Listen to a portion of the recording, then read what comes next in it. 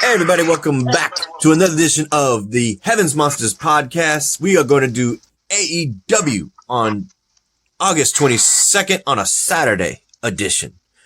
With me today it was Andre Mitchell. Yo. Chris Petrie. Too sweet. And Mike Henry. If you're ready for an episode of the Heavens Monsters podcast, give me a hell yeah. Hell yeah. I said if you're ready for an episode of the Heavens Monsters podcast, give me a hell yeah. Hell yeah. Down to business. Part 1 of 2 episodes of AEW. Let's go. And I got the storage space, so don't worry, my brothers. Good. Okay, so first things we gotta consider is the fact that who's on the commentary. We gotta mention Tony Schiavone, Jim Ross, and Taz were on the broadcast for this night. First, we gotta mention the fact that FTR, Will Chaser, and Chase Wheeler, and let me bring this over here to my face. Dax Hardwin with Tully Blanchard, Tessa Blanchard's dad, sporting a FTR jacket at ringside. They go up against Private Party at the opening bout. At the end of the match, it would be the victors, FTR, who get the win. Definitely looking good, and it says here, well, they're 6-0 now, but they earned number 6, commented Tony Schiavone. Really? They're number 6 despite having a 6-0 winning streak? That's interesting. What are your thoughts, Chris? FTR is undefeated, and they want the tag team champions like Kenny Omega and Heyman Page.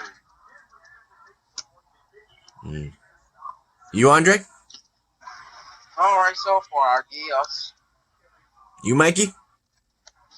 Not a single loss. No. Next up, cameras cut up with AEW World Champion Jon Moxley earlier in the day. He gets his thoughts on MJF, and it's pretty much just Jon Moxley being the trash mouth individual who goes around saying what he's going to do, and he does it. Definitely saying, which makes me wonder, MJF, what exactly are you hiding? One day you'll become world champion, but that day ain't September 5th.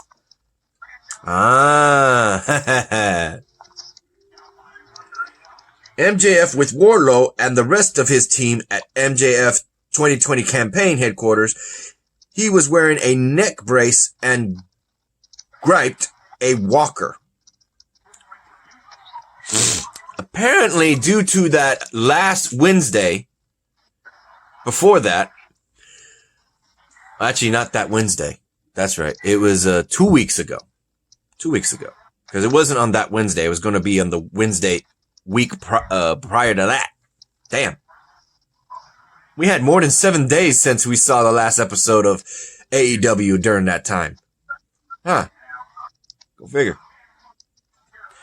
So, with that said, courtesy of the paradigm shift that was laid out by Jon Moxley onto MJF, he's wearing a neck brace and having his lawyer actually tell him that they are looking to have the paperwork sent to Jon Moxley's home so that they can actually say that the paradigm shift double hook DDT will be banned during their match at All Out. Otherwise, MJF is just griping about that, this, that, seeing his kids, saying this, blah, blah. I couldn't care less. So what are your thoughts, Mikey? MJF, I'm telling you right now, he's a scum. This guy is a scum. He is going to get the ass kicking he deserved at All Out. Come next Saturday, September 5th, MJF is going to get the ass whooping he deserves. Definitely. You, Chris? MJF is trying to banish his finish maneuver and all out. John Moxley had to figure something out to finish MJF for good. He always been a scumbag in Major League. Now he's a scumbag in AEW. You, Andre?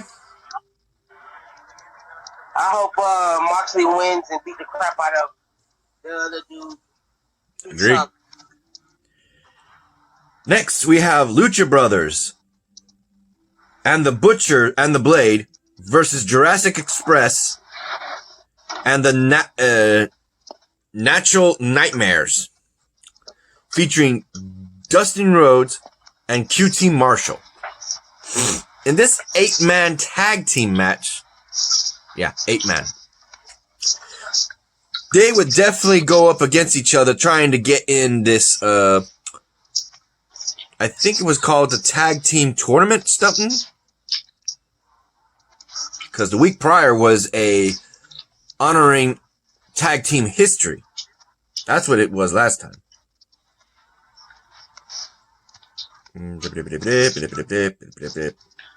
Yep. If I remember correctly. Yep. The babyface team wins with,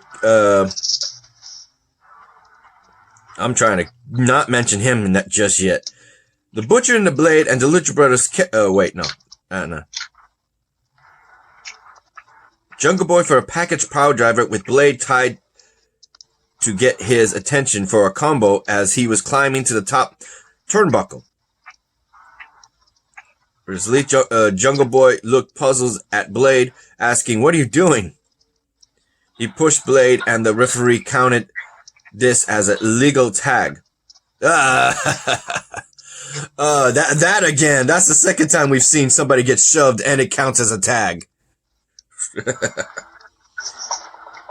They argued and pushed one another until Penta El Zero M shoved Blade. What is that, Pentagon Jr.? Hard into the Jungle Boy, who was then able to roll up Blade for a victory. After which, Eddie Kingston made his appearance and telling all these heel members that they are family, that they need to stick together. And he winked at the camera when he got him the hug, a group hug. So now these two teams, the Lucha Brothers and Butcher and Blade, are working with Eddie Kingston. We haven't seen him since his TNT title match with Cody. And before that was in LAX OGs from Impact Wrestling. So what's his plans now? We have to wait and see. Your thoughts, Chris? I would say the cooperation of Jungle Boy and Luchasaurus and Master Dustin Road and keeping Marco against the victory. So, the shoving match against the Blade and Pentagon Jr. They wasn't divided as a unit. Mm-hmm. You, Mikey? Crazy. Totally crazy. You, Andre? All right, so far. Earlier in the day, camera crew caught up to Dr. Britt Baker, Reba, and Penelope Ford and Kip Saban. Apparently, she's making a deal with Penelope Ford and Kip Saban to have her help her. It's her help her. Yeah. Penelope helped Dr. Britt Baker and Reba to take on Big Swole, because since she said she'll take her on in any match to get shot at her one-on-one at All Out, she said these words saying, excuse me, put your money where your mouth is, and a deal was made. If they helped her, they would get free dental work and free makeup for a whole year. Are you freaking serious? Yeah. Reba would give the makeup, and Dr. Britt Baker would give the dental work. She was trying to spice it up to get her to do it. A 3-on-1 handicap match against Big Swole. That would be, oh my God. As a reminder for those, that is actually Cedric Alexander's wife, who is having issues with the Hurt Business in WWE. So she's having to take on her own 3-on-1 situation. You know what I mean? So that would be set for the next following Thursday. We'll have to cover in just a bit. Your thoughts, Mikey? Are you freaking serious? Are you serious, Sergio? Free dental, whatever the hell you call it. She's trying to get them to join her in that match. That's what she's doing. For what? To put the hit on Big Swole? Yep. Give me an effing break. Because I'm telling you right now, it's been 3 months. 3 months the last time we saw Dr. Britt Baker in the ring. And look what happened to her. Still dealing with that injured prone knee of hers. And face. And that broken nose. When baseball kidnapped her, put in a dumpster, got suspended, and then here comes this drama. Cedric Alexander's wife versus Adam Cole's girlfriend. Oh, and one more thing. Xavier Hill, please leave a comment down below because I'd love to get your 2 cents about your girl, Dr. Baker. Oh, that's his girl? That's what he says. Remember Xavier just said that's his favorite AEW. Really? Yeah. You don't remember what S-Man just said? Oh, trust me. He'll leave a comment down below. Trust me. I hope to see it. What about you, Chris? Yeah. This Dr. Big Baker plan is going to fail. And if it does, Big Swole is going to put her in the dumpster again. I hope Big Swole doesn't get suspended. I hope not. No. If anyone deserves to be suspended, it's Dr. Baker, not Big Swole. You, Andre? All right, so far. How you like the fact that this woman is stacking the odds against Big Swole? I don't like that. It's messed up, man. You know how it is, Sergio. What's funny is it's 2 white women and 1 Hispanic. That's crazy. Against 1 black woman. I guess. And the Hispanic is the helper. What the? Oh, come on, sir. Oh, she is. She's the hired help. I guess, man. I can't help but point that out. Like, what the fuck? See, 2 white women, 1 Hispanic, 3 women versus 1 black woman. Unbelievable. So let's go ahead and mention the next match. Tony Schiavone was standing in the ring and wanted to talk with Orange Cassidy about the biggest moments of Dynamite and certainly the biggest moment of Orange Cassidy's career. That is the victory over Chris Jericho. Before he could even say anything, Chris Jericho comes out and congratulates him. He mans up and says all the things needed to be said and actually points this out. Chris Jericho's got to win over him. Orange Cassidy's got to win over Chris Jericho. So now it needs to be settled in what is known as a rubber match. And Chris Jericho then points out, and this is controversy because of the fact that a lot of people are now mentioning this after Chris Jericho mentioned it. He came up with the idea for Money in the Bank. What? He said, he's mentioning I came up with the brilliant idea for briefcase and a ladder. So now I'm going to bring out a new idea into this, a new baby, a new product, a new match. So he combined the fact that Orange Cassidy is all about the juice and he's all about the bubbly. He's got a new match installed for him and it's called Mimosa Mayhem match. What the bleep? Yeah, I didn't even know what mimosa was. Apparently, it's a combination of champagne and juice. I was like, really?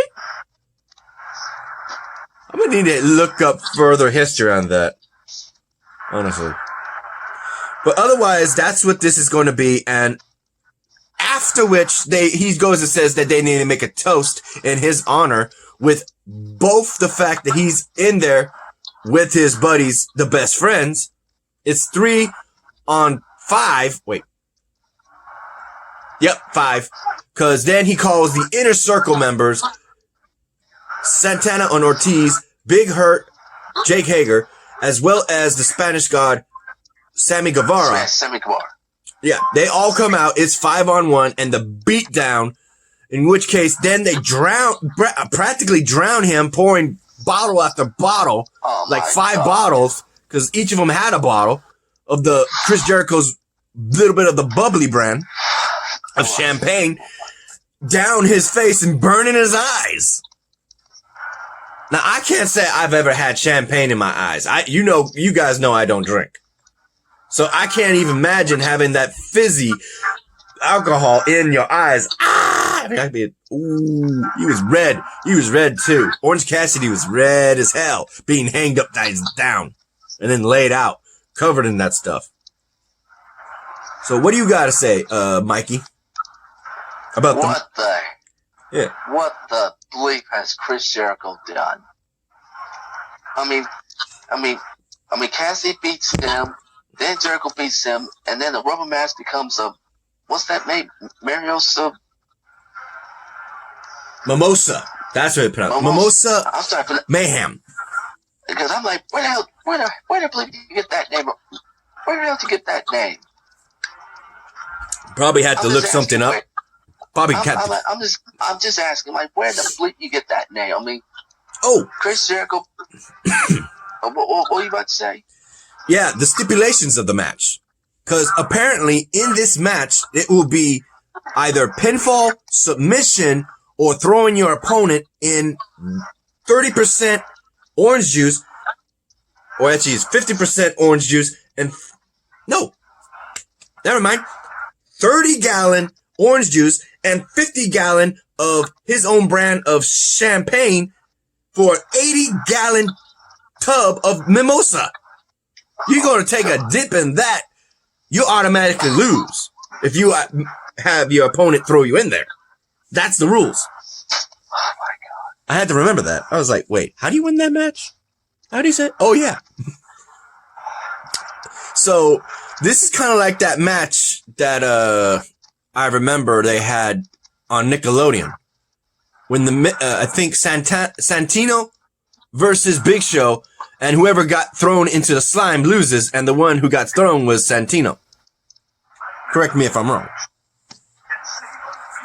So basically it's the same stipulation. He's taking things from that. What do you think about that, Mikey?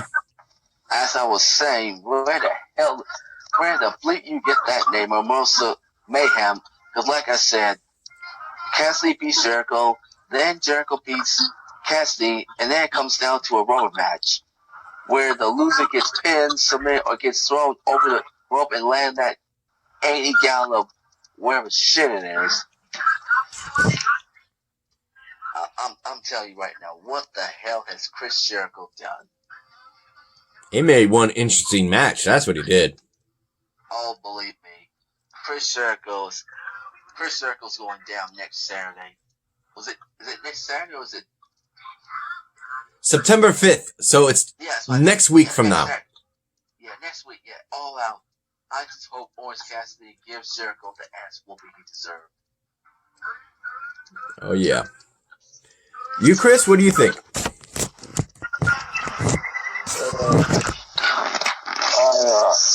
I hope Orange Cassidy will not be thrown at that champagne. It burns your eyes. It's like alcohol. It's just like burn. I want Orange Cassidy to win. You, Andre? All right, so far. How do you think about that match being thrown in a 80-gallon tub of champagne and orange juice? That's a weird stipulation. Kind of crazy, man. I don't know, but hey, that's just Jericho all messed up and crazy and nutty in the head, I guess, you know. You're not wrong there. You're not wrong there. You know Jericho, that old crazy nut. Canadian Drink nut. it in, man. Canadian nut.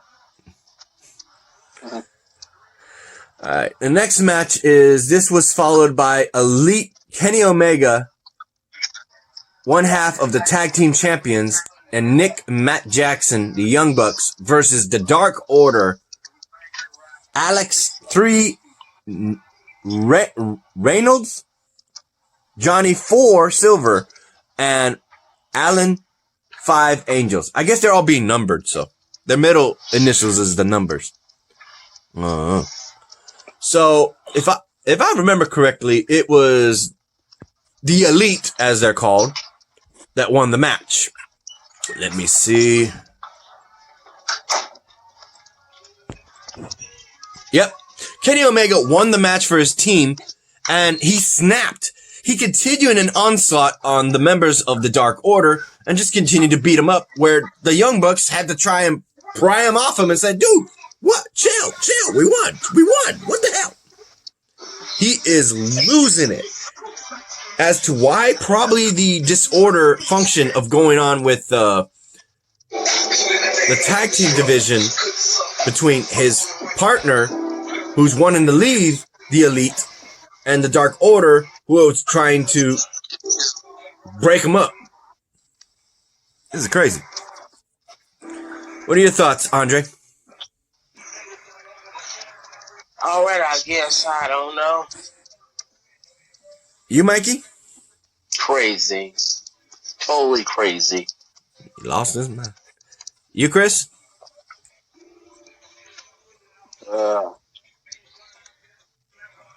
I have no words today. No words. So let's move on to the next thing.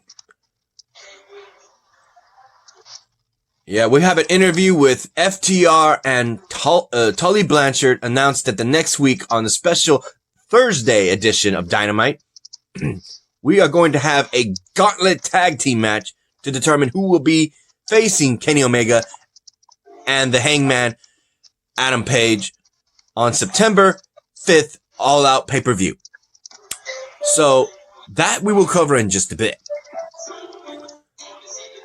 So I guess we'll skip that and we'll go on to the next thing. Let's see.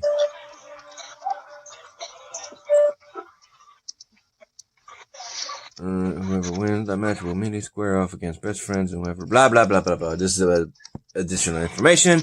We next got Darby Allin versus Will Hobbs, a young star in AEW who's looking to try and get his start. And Taz is on commentary just ringing Darby Allin's name, courtesy of the fact that he took out one of his proteges in his team members. So Will Hobbs is telling him in the middle of the match, saying, I need this.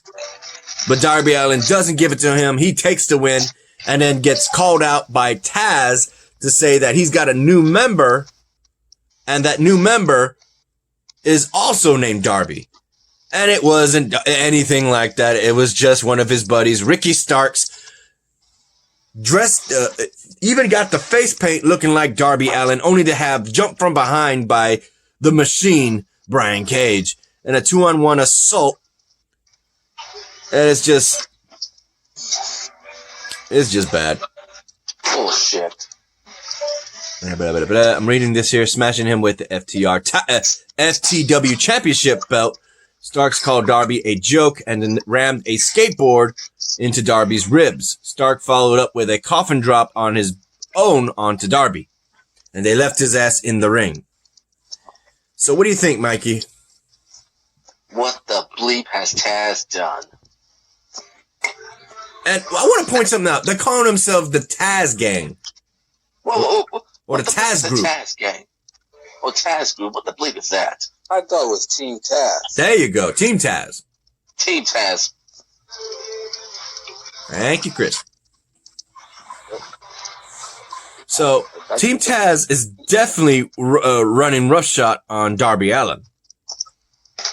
What do you think about that, Andre? I don't know about the whole Taz Gang name thing, but yeah, that's Taz, I guess. Everything else is alright, I guess. You, Chris?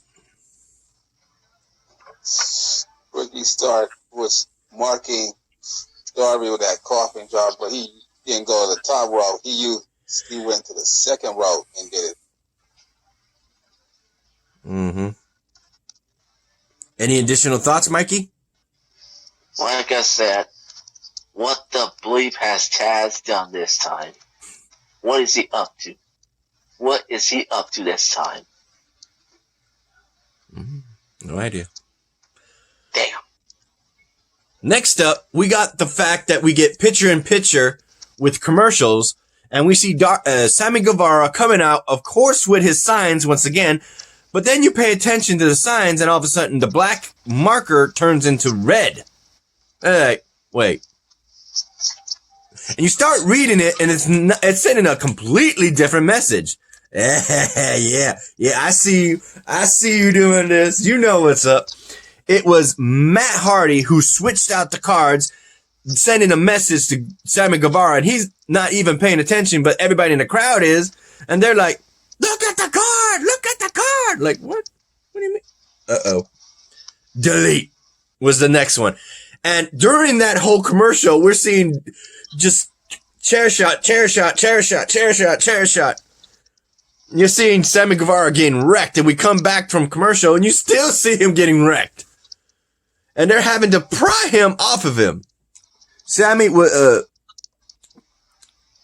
Matt Hardy came out with wrecked up, blah, blah, blah, getting revenge for the chair shot Sammy threw at Matt weeks ago.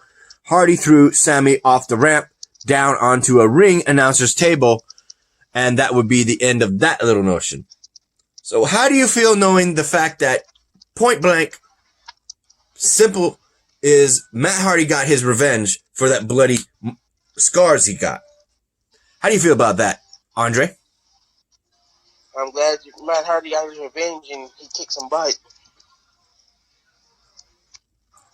You, Mikey? Payback for Matthew Hardy. You, Chris? It wasn't for all those guys trying to stop Matt Hardy. Matt Hardy would have thrown that chair to Sammy Guevara like Sammy Guevara throw that chair at Matt and bust him open. Mm-hmm. Next, we have the NWA Women's Champion Thunder Rosa appeared on Dynamite, making a statement that she has the women's NWA title belt, and I was surprised to see another brand of wrestling besides AAA make an appearance on this show. I know you watch NWA, Chris. I'll get your thoughts in just a bit. But Rosa then goes and states that she's looking to sign a contract for a title shot against Hikaru Shida's NWA and AEW, thank you. AEW's women's title belt at All Out. So it'll be her not putting her own title on the line, but just the AEW's title, not the NWA. Yeah. Too many A's, too many W's. Anyway, with that said, she made that statement saying, I'm only here for one reason, and that's for that title belt. So I guess she gets brownie points for having her own title, coming onto the show and making that statement and having the contract signed. So, oh boy. What do you think, Chris? Thunder Rosa with a dominant women's champion at NWA Power. But she used to hooked up with Marlena and the lady from the Doghouse on Impact one time. And now she's going to wrestle Shida for the AEW Championship for the first time. So let's say she won, she will be a double champion. AEW Rosa, 2 belts. Yeah. If she wins. Yeah. Which means she might have a contract with AEW if she does. Yeah. What do you think about that, Andre? What do you think about the fact that a woman from another brand, another woman champion, challenges AEW Hikaru Shida for her title? That's crazy. Can she do that, or? Apparently, they got the leasing rights. It's not WWE. It's AOK. So what brand is this other champion from? NWA. NWA is still around, but I don't know. I just think that's kind of strange, though, but I guess it's okay. Yeah, we don't see none of this happening with WWE. They did that with WCW and ECW, but we haven't seen anything like that in a long time. It's mostly just in-brand of WWE. Yeah. That's where AEW is definitely spiking up the ratings. I wish WCW was still around, running, but oh well. You, Mikey? Oh boy, oh boy. You got 2 women with 2 titles. Hikaru Shida, the current AEW Women's Champion, and then Thunder Rosa, the current NWA Women's Champion. I really hope Hikaru Shida retains next week. No, the next following week at All Out. This will be on September 5th. Yeah, like I said, next week, next Saturday, that is. All right, let's move on to the next thing. That was followed by the finals of Women's Tag Team Cup tournament. A lot of this was aired on YouTube, so like my boy Chris Petrie does, go ahead and check this out on YouTube and watch how these matches went about, as well as AEW Dark, which is open and aired on the following Tuesday before the next episode. So, I don't know if they're still doing that with these. I mean, AEW Saturday, AEW Thursday, AEW this coming Tuesday. I don't know. What's going on? They can't keep a regular weekly basics. It's random. Next thing you know, you're going to be on Monday Night Raw on the same Monday. Oh, shit. They can't do that, they said. They can't do that. They got to do it Tuesday when Impact is on. You know Impact's not going to get to win the ratings. That sucks. Damn. And this is all because of the basketball, right?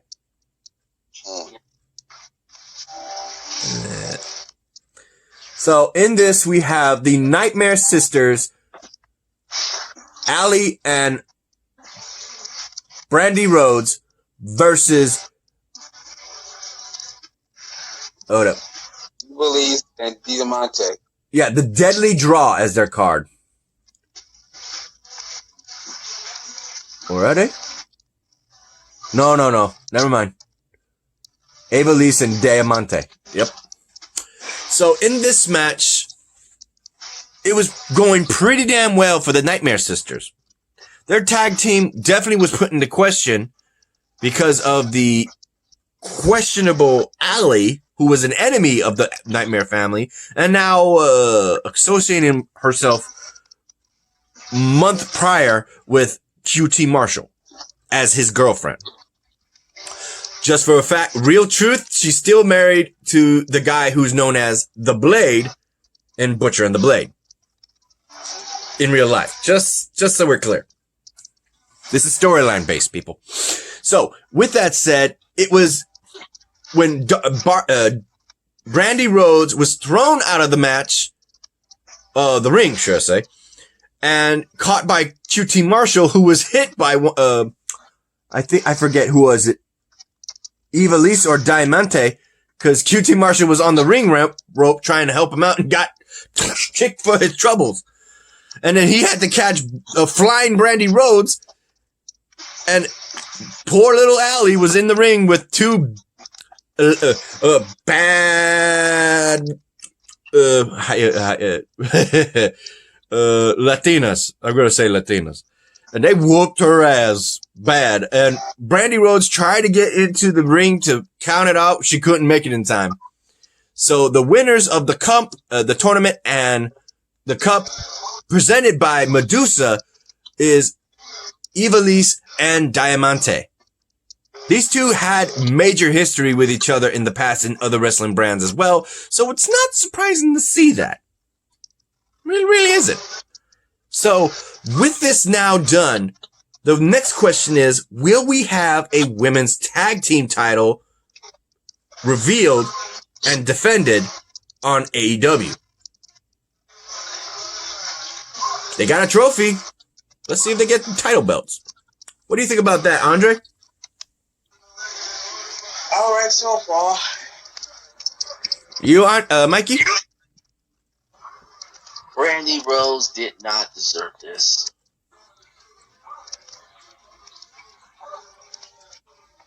Yeah, she's walking around in the ring showing off her figures. Well, like I said, Brandy and Allie, the Nightmare Sisters, did not deserve this. Nope. Chris?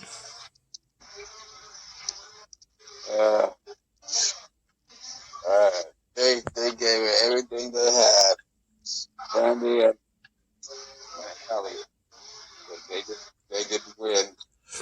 Diamante, Ivelisse won, but they got up the win. They took the flower and they just smashed it. They don't want the flower. They just put out the flag. Puerto Rican and I don't know what other flag, but it was Puerto Rican. Yeah, that was their represent. They won the trophies.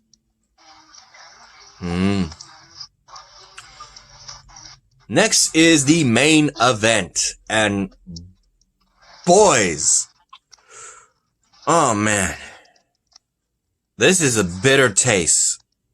Because it is for the TNT Championship match between the American Nightmare and the challenger, the exalted one of the Dark Order, Brody Lee. Shit. Yep. Get ready for a bitter taste, boys. This ain't coffee. This is something of a nasty thing. Ugh. It's like eating Brussels sprouts. You don't like it. So, from the second the bell rings, it is all Mr. Brody Lee. Just whooping, throwing Cody around, he didn't give him time to breathe. Throughout the outside the ring, in the ring, and then ended it with a massive clothesline and pinned him, becoming the new TNT Champion. We finally have a title change from Cody Rhodes, who was the first, and carried it for months, week after week, defending it. And after that, we see Dark Order huddling around him, and it's just, we see bodies being brought in. We see QT Marshall and Dustin Rhodes, who were out there earlier, just being dragged there beside in the Nightmare Family. Brandy Rhodes then comes out to defend her husband, trying to cover her. And then we have, hold up. Yeah, I'm trying to see who the chick was. Because a woman representing the Dark Order attacked Brandy Rhodes. And just lays her out. Anna J? Is it Anna J or no? I don't remember. So then the medics then come in and they try to carry out Cody Rhodes. The Dark Order is hovering around him and Arl Anderson is not having it. He's standing guard and they get too close and he starts swinging. And then they lay him out and they attack Cody Rhodes again. And then they leave him laid out and they bring a bag out. And in that bag is the remains chopped up into pieces of the old TNT Dynamite title belt. And it says, you can have that. So at the end of it all, it's the Dark Order laying out the Nightmare Family. Just no mercy. I got it, Serge. The blonde woman from the Dark Order, it was Anna J. Anna J, thank you. So, what do you got to take from this, guys? This is brutality in its finest. Oh, God. Oh, my God. Oh, yeah. My God. Go ahead, Mikey. Go ahead. Sergio, what the bleep did we just witness? I mean, Brandy Rose, Allie came this close to winning the women's tag team cup, if I'm not mistaken. And then look what happened to Brandy's husband, Cody. Lost his TNT title, the Dark Order. What the bleep did we just watch?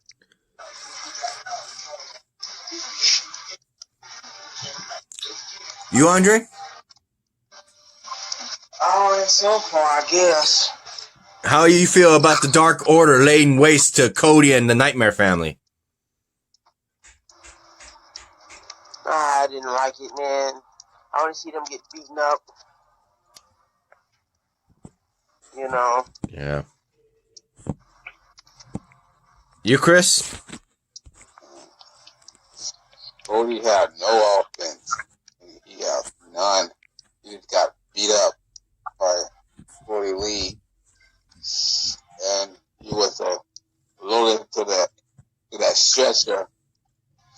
And then the Dark Order knocked him off the stretcher. Arn Anderson trying to help didn't work. There's too many Dark Orders. And Dustin Rhodes and QT Marshall were dragged out. Brandy Rhodes got choked out. And that's the end of that. Yep. So we're already 43 minutes in on this recording. We'll go ahead and stop this and I'll see the storage. So let's go ahead and end this video, boys. A shout out to our brethren of the Heavens Monsters podcast, Xavier Hill, Mike Henry, and Andre Mitchell. A link to their YouTube channels will be in the descriptions down below. And a remaining shout out to Chris Petrie, T-Money, Renee Farrell, and Andre. Anything else I missed, boys? No, I think that's it. Now, we'll do part 2 tomorrow or Monday. Yeah, sounds good. Yeah, part 2 will be on the 27th, I think. The 7th. We can do it tomorrow. Yeah, that's what I thought. If we got time, because don't forget tomorrow, Payback. Yeah, I know. Wait, you working tomorrow, Mikey? No, I'm off. Okay, well, hold up. We might be able to do it next in just a bit if I have the storage space. All right? Well, All right, but you're first, going to stop it like, 45 days or something? yeah, but first let's go ahead and end this video. You like this video, give it a thumbs up. If you didn't, give it a thumbs down, hit the subscribe button, like the content, and hit that notification bell for the next Heaven's Monsters podcast. I'm Serge. This is Andre. Yo. This is Chris. And this is Mikey. Tell him what's up, Mikey. That's the bottom line. Because Heaven's Monsters podcast. We'll see you next time. Bye.